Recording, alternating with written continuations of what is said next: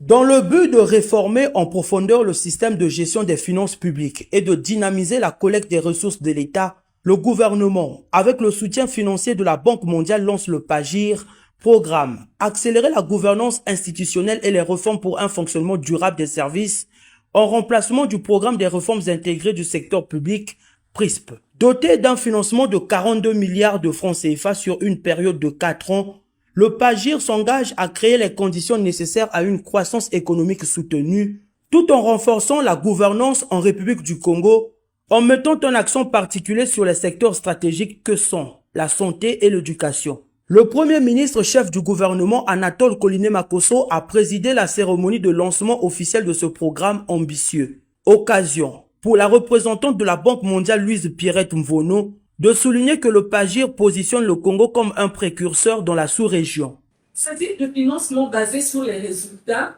et nous avons eu l'occasion de le dire et nous sommes heureux d'insister là-dessus, est le premier en République du Congo, ainsi qu'au sein de la sous-région, en fait, de la CEMAC.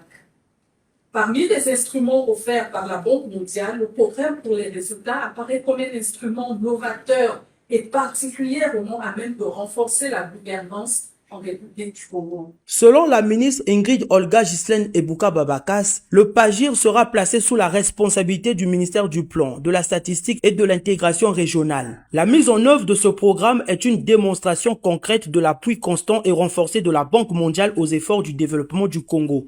Le financement de l'appui des politiques de développement pour la gestion budgétaire et la croissance inclusive, autrement appelé appui budgétaire,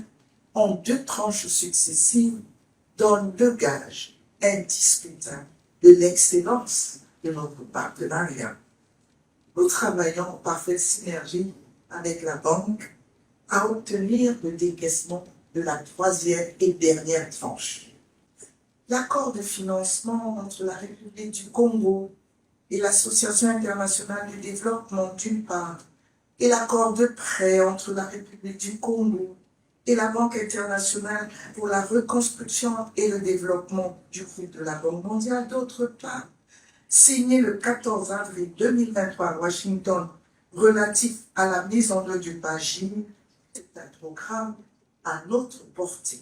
Le PAGIR comprend un comité de pilotage, un secrétariat permanent dédié aux réformes des finances publiques et une unité de coordination héritée du PRISP. En outre, des points focaux et des cellules techniques ont été mis en place, réunissant les représentants de toutes les structures bénéficiaires.